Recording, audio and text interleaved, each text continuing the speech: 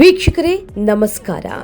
ದೇವೇಗೌಡರು ಪ್ರಧಾನಮಂತ್ರಿ ಆಗಿದ್ದಾಗ ಮಾಡಿದ್ದಂತಹ ಆ ಒಂದು ತಪ್ಪು ಈಗ ಅವರಿಗೆ ತಿರುಗಿಸಿ ಬಂದಿದ್ಯಾ ಜೀವನದಲ್ಲಿ ಅನ್ನುವಂತಹ ಒಂದು ಪ್ರಶ್ನೆ ಮೂಡ್ತಾ ಹೋಗುತ್ತೆ. ನೋಡಿ, ಈ ಕರ್ಮ ಸಿದ್ಧಾಂತಗಳು ಹಾಗೆ ಅಲ್ವಾ ವರ್ಕ್ ಆಗೋದು ನಮ್ಮ ಈ ಭರತ ಖಂಡದಲ್ಲಿ. ನಾವು ಏನೇ ಕರ್ಮಗಳನ್ನು ಮಾಡಿರೋ ಅದು ಪಾಸಿಟಿವ್ ಆಗಿರ್ಬೋದು, ನೆಗೆಟಿವ್ ಆಗಿರ್ಬೋದು, ಅದು ನಮ್ಮನ್ನ ಸುತ್ತುವರಿಯೋದ್ರಲ್ಲಿ ಯಾವುದೇ ಸಂಶಯ ಇಲ್ಲ ಅಂತ ಹೇಳ್ತಾರೆ. ಹಾಗಾದರೆ ಈಗ ಸದ್ಯಕ್ಕೆ ಆಗ್ತಾ ಇರುವಂತಹ ಈ ಒಂದು ಬೆಳವಣಿಗೆಗೂ ಹಾಗೆಯೇ ದೇವೇಗೌಡರು ಅವತ್ತು ಮಾಡಿದ ಕೆಲಸ ಏನು, ಹಾಗೆಯೇ ಯಾವ್ಯಾವ ಇನ್ಸಿಡೆಂಟ್ಗಳು ಅಂತ ಒಂದು ಇಂಟ್ರೆಸ್ಟಿಂಗ್ ಮಾಹಿತಿಯನ್ನು ಇವತ್ತಿನ ಈ ವಿಡಿಯೋದಲ್ಲಿ ಹೇಳ್ತಾ ಹೋಗ್ತೀನಿ. ಮೊದಲನೇದಾಗಿ ನಾವು ಕ್ವಿಕ್ ಆಗಿ ದೇವೇಗೌಡರ ಅವರೊಂದು ಪೊಲಿಟಿಕಲ್ ಹಿಸ್ಟ್ರಿಯನ್ನು ನೋಡ್ಕೊಂಡು ಬಂದುಬಿಡೋಣ. 1996ರಲ್ಲಿ ಯಾವ ಒಂದು ರಾಜಕೀಯ ಪಕ್ಷಕ್ಕೂ ಕೂಡ ಲೋಕಸಭೆಯಲ್ಲಿ ಸ್ಪಷ್ಟ ಬಹುಮತ ಇರಲಿಲ್ಲ. ಆಗ ಯುನೈಟೆಡ್ ಫ್ರಂಟ್ ಅಂದರೆ ಕಾಂಗ್ರೆಸ್ ಹೊರತು ಮತ್ತು BJP ಹೊರತುಪಡಿಸಿದ ಪ್ರಾದೇಶಿಕ ಪಕ್ಷಗಳ ಒಂದು ಸಂಘ ಆಗಿತ್ತು. ಕಾಂಗ್ರೆಸ್ ಬೆಂಬಲದೊಂದಿಗೆ ಕೇಂದ್ರದಲ್ಲಿ ಸರ್ಕಾರ ರಚಿಸೋದಕ್ಕೆ ನಿರ್ಧಾರವನ್ನು ಮಾಡಲಾಗಿತ್ತು. ಅನಿರೀಕ್ಷಿತವಾಗಿ ದೇವೇಗೌಡರು ಸರ್ಕಾರದ ಮುಖ್ಯಸ್ಥರಾಗಿ ಆಯ್ಕೆ ಆಗ್ತಾರೆ ಮತ್ತು ಭಾರತದ 11ನೇ ಪ್ರಧಾನಮಂತ್ರಿಯಾಗಿ ಅವರು ಅಧಿಕಾರದ ಚುಕ್ಕಾಣಿಯನ್ನು ಹಿಡಿತಾರೆ. ಅವರು 1ನೇ ತಾರೀಕು ಜೂನ್ 1996ರಂದು ಭಾರತದ ಪ್ರಧಾನಮಂತ್ರಿಯಾಗಿ ಅಧಿಕಾರವನ್ನು ವಹಿಸಿಕೊಂಡು ಮತ್ತು 1997ರ ಏಪ್ರಿಲ್ 21ರವರೆಗೆ ಅಧಿಕಾರದಲ್ಲಿರ್ತಾರೆ. ಅಲ್ಲದೆ ಅವರು ಯುನೈಟೆಡ್ ಫ್ರಂಟ್ನ ಸ್ಟೀರಿಂಗ್ ಕಮಿಟಿಯ ಅಧ್ಯಕ್ಷರು ಕೂಡ ಆಗ್ತಾರೆ. ದೆಹಲಿಯ ಮೆಟ್ರೋ ಯೋಜನೆ ಕೀರ್ತಿ ಕೂಡ ಅವ್ರಿಗೆ ಸಲ್ಲುತ್ತೆ. ಹಾಗೆಯೇ ನಂತರದ ವರ್ಷಗಳಲ್ಲಿ ಜಾತ್ಯತೀತ ಜನತಾ ಪಕ್ಷದ ರಾಷ್ಟ್ರಾಧ್ಯಕ್ಷರಾಗಿ ಅವರು ಈ ಕರ್ನಾಟಕದ ಮಟ್ಟದಲ್ಲಿ ಭಾರತೀಯ ಜನತಾ ಪಕ್ಷವನ್ನು ದೊಡ್ಡ ಮಟ್ಟದಲ್ಲಿ ಕಟ್ಟು ಬೆಳೆಸ್ತಾರೆ. ಇದು ದೇವೇಗೌಡ ಅವರ ಒಂದು ರಾಜಕೀಯದ ಕ್ವಿಕ್ ಆಗಿರುವಂಥ ಒಂದು ನೋಟ.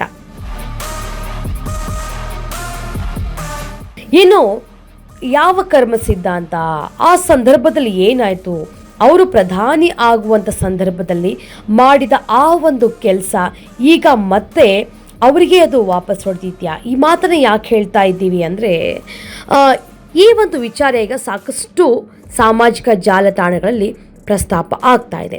ಅದೇನಂತ ಪ್ರಸ್ತಾಪ ಆಗ್ತಾ ಇದೆ ಅಂದರೆ, ಕರ್ಮ ಯಾರನ್ನು ಕೂಡ ಸುಮ್ಮನೆ ಬಿಡೋದಿಲ್ಲ. ಅಂದು ರಾಮಕೃಷ್ಣ ಹೆಗಡೆ ಪ್ರಧಾನಮಂತ್ರಿ ಆಗಬೇಕಾಗಿತ್ತು, ಆದರೆ ದೇವೇಗೌಡರು ತಾವು PM ಆಗಬೇಕು ಅನ್ನುವಂತಹ ಉದ್ದೇಶದಿಂದ ಮಧ್ಯರಾತ್ರಿ 1 ಗಂಟೆಗೆ ಜನತಾದಳ ರಾಷ್ಟ್ರೀಯ ಅಧ್ಯಕ್ಷರು ಆಗಿದ್ದ ಲಾಲೂ ಪ್ರಸಾದ್ ಯಾದವ್ ಅವರ ಮನೆಗೆ ಹೋಗ್ತಾರೆ.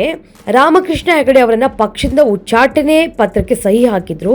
ಮರುದಿವಸ HDD PM ಆಗಿ ಪ್ರಮಾಣ ವಚನವನ್ನು ಸ್ವೀಕಾರ ಮಾಡ್ತಾರೆ. ಅದೇ ಸಮಯ ರಾಮಕೃಷ್ಣ ಹೆಗಡೆ ಬೆಂಗಳೂರಿಗೆ ಹಿಂತಿರುಗಿದ್ರು. ಈ ಅವಮಾನದ ನೋವಿನಿಂದ ಸ್ವಲ್ಪ ದಿನಗಳ ನಂತರ ಅವರು ಸತ್ತೇ ಹೋಗ್ತಾರೆ. ಸೊ ಕರ್ಮ ಯಾರನ್ನೂ ಬಿಡೋದಿಲ್ಲ. ರಾಮಕೃಷ್ಣ ಹೆಗಡೆ ಅವರಿಗೆ ಮಾಡಿದ ಮೋಸ ಹಿಂದಿರುಗಿ ಬಂತು. ಅವರ ಈ 92-93ನೆಯ ಇಲ್ಲಿ ವಯಸ್ಸಿಗೆ ಮಗ ಮತ್ತು ಮೊಮ್ಮಗನನ್ನು ತನ್ನದೇ ಪಕ್ಷದಿಂದ ಉಚ್ಚಾಟನೆಯ ಪತ್ರಕ್ಕೆ ಸಹಿ ಮಾಡುವಂತಹ ಪರಿಸ್ಥಿತಿಯನ್ನು ತಂದೊಡ್ತು ಅಂತ. ವೀಕ್ಷಕರೇ, ಅಷ್ಟೇ ಅಲ್ಲ, ಇನ್ನೂ ಒಂದು ವಿಚಾರ ಇಲ್ಲಿ ಪ್ರಸ್ತಾಪ ಆಗಿದೆ. ಅದೇನಪ್ಪ ಅಂದರೆ ಫೋನ್ ಕದ್ದಾಲಿಕೆಯ ವಿಚಾರ. ಹಾಗಾದರೆ ಫೋನ್ ಕದ್ದಾಲಿಕೆ ವಿಚಾರ ಏನಾಗಿತ್ತು ಅನ್ನೋದು.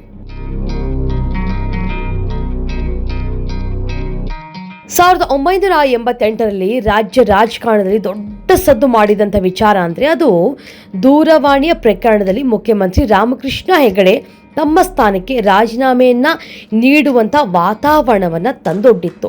ನೋಡಿ, ಈ ದೂರವಾಣಿ ಮೂಲಕ ಸಂವಹನ ನಡೆಸ್ತಾ ಇದ್ದದನ್ನು ಕದ್ದಾಲಿಕೆ ಮಾಡಲಾಗಿದೆ ಅನ್ನೋಂಥ ಆರೋಪ ಅವರ ಮೇಲೆ ಬರುತ್ತೆ. ಆದರೆ ರಾಮಕೃಷ್ಣ ಹೆಗಡೆ ಅವರು ಮುಖ್ಯಮಂತ್ರಿ ಆಗಿದ್ದ ಸಂದರ್ಭದಲ್ಲಿ ಸಮಾಜಘಾತುಕ ಭೂಗತ ಪಾತಕಿಗಳ ದೂರವಾಣಿ ಜೊತೆಗೆ ರಾಜಕಾರಣಿಗಳ ಮತ್ತು ಕೆಲವು ಖಾಸಗಿಯವರ ದೂರವಾಣಿಯನ್ನು ಕದ್ದಾಲಿಸಲಾಗಿತ್ತು ಎಂಬ ಸುದ್ದಿ ಇಡೀ ಸರ್ಕಾರವನ್ನು ಗಡಗಡ ಅಂತ ಅಲುಗಾಡಿಸಿತ್ತು.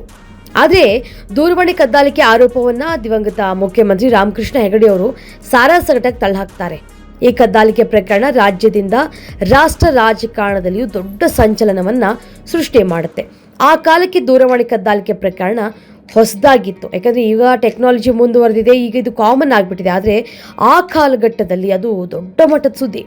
ದೂರವಾಣಿ ಕದ್ದಾಲಿಕೆಯ ರಾಜಕೀಯ ಜಿದ್ದಾಜಿದ್ದಿನ ನಡುವೆ ರಾಮಕೃಷ್ಣ ಹೆಗಡೆ ನೇತೃತ್ವದ ಜನತಾ ಪಕ್ಷವನ್ನು VP ಸಿಂಗ್ ಹುಟ್ಟುಹಾಕಿದ್ದ ಜನ್ ಮೋರ್ಚಾ ಜೊತೆ ವಿಲೀನಗೊಳಿಸಿದ್ರು.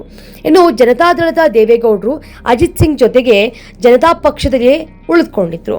HD ದೇವೇಗೌಡ ಅವರು ಮತ್ತು ಅಜಿತ್ ಸಿಂಗ್ ನಡುವಿನ ಸಂಭಾಷಣೆಯನ್ನು ಅಂದು ಕದ್ದಾಲಿಸಲಾಗಿತ್ತು. ಈ ಸುದ್ದಿ ರಾಷ್ಟ್ರ ಮಟ್ಟದ ಪತ್ರಿಕೆಯೊಂದರಲ್ಲಿ ಪ್ರಕಟ ಆಗುತ್ತೆ. ಹೀಗಾಗಿ ಈ ಕಡೆ ದೇವೇಗೌಡ ಅವರ ಕಡೆಯಿಂದ ಇವರ ಮೇಲೆ ಆರೋಪವನ್ನ ಮಾಡಿದ ಕಾರಣಕ್ಕಾಗಿ ಅವರು ತಮ್ಮ ಮುಖ್ಯಮಂತ್ರಿಯ ಸ್ಥಾನಕ್ಕೆ ರಾಜೀನಾಮೆಯನ್ನು ಕೊಡಬೇಕಾಯಿತು.